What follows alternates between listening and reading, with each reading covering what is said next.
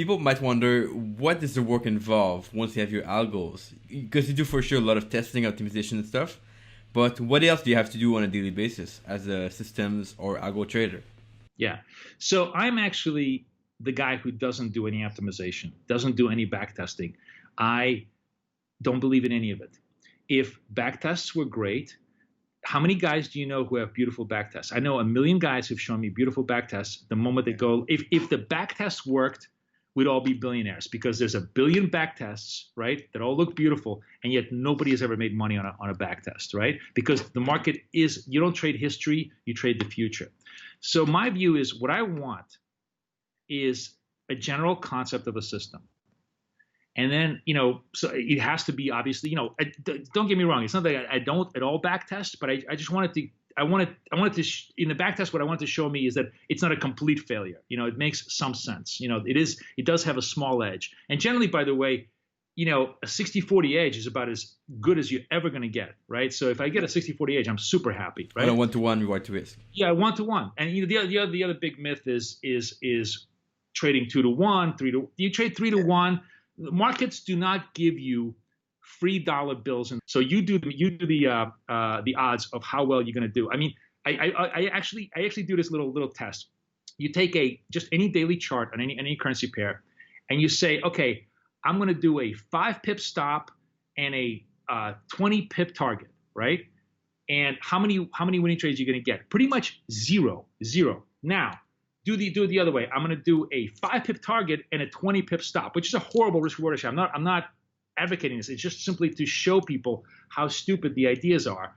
And you do that, all of a sudden, all your trades become winners. Now, of course, you're going to hit losers down the road. They're going to give back all the money if you have that risk reward ratio. But the point is, on an average day, the 1-to-4 ratio is a much better ratio than a 4-to-1 ratio. So, my view is that the best you can do is even money bets with a 60-40 edge. You can get anywhere close to that, you are way ahead of almost everybody around.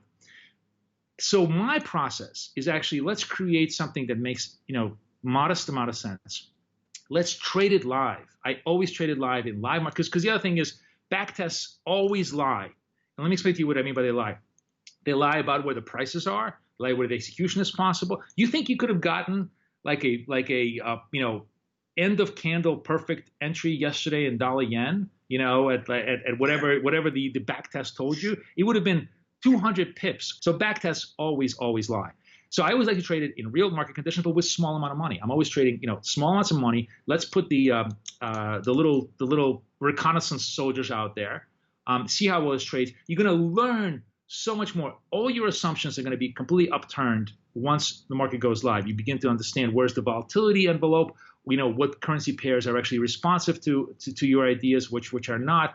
And that's really where a lot of the true work goes. All my work is in front testing, not even front testing, but front trading. I don't believe in the word testing. I believe in the word trading.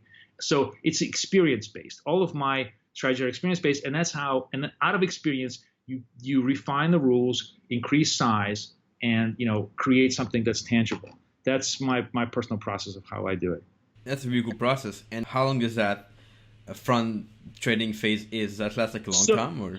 The rule of thumb is you got to have at least, if you're day trading, you got to have about 100 trades just to have an idea of what the hell you're doing. Whatever your assumptions are. If you don't have 100 trades, it's not even a legitimate sample size. So it takes a couple of months to babysit a strategy into a decent idea. And remember, the whole point is it's an evolving organism. So the 3 myths I hate is positive risk reward ratio, right? The other back testing is a must. And the other big myth I hate is set it and forget it. If you're a systems trader, it's a set it and forget it. I don't do anything. Nonsense. You do a ton. There's no such thing as nothing ever is a set it and forget it. Do you think the NASA space probe is a set it and forget it? They just press a button and let the whole thing go? No, they're constantly monitoring the spaceship, and they're constantly adjusting to market conditions. Market conditions are just like weather conditions. They change all the time. There is no such thing as a static life, right? Yesterday is not tomorrow, and tomorrow is not today. You have to adjust and watch. It's just a higher level of management, but management is very much involved. I'm not, I don't believe in this whole let your strategy go. you want to evaluate your strategy. And I evaluate my strategy almost every single day on what's going on. I don't necessarily change it every day. Of course, I don't change it every day, but I evaluate it every single day. So you have to be involved just at a higher level. Yeah. And I guess one of the temptation of people when they have an algo, like when they trade manually, is that they might say, well, the algo is not working anymore. It's like the results are bad sometimes. They stop it.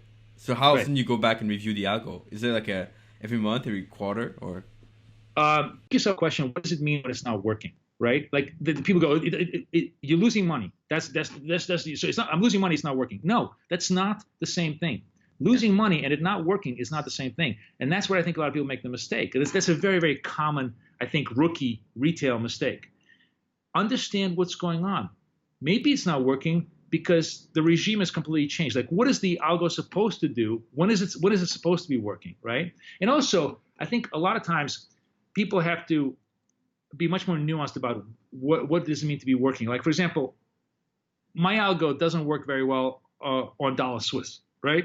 But it works beautifully on euro dollar. Why? Well, because the volatility signature of the two pairs is quite different, and also the liquidity characteristics of this are completely different. So just because it's not working on one thing doesn't mean it's a not successful algo. What your job is to find out where it is working, right?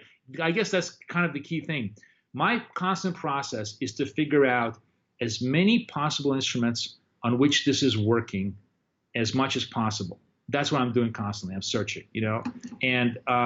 and then when you have that kind of attitude, it makes it a lot easier because you're not as you're not as deterministic. You're not like, forget it. I'm leaving it, and I'm never going to trade it again.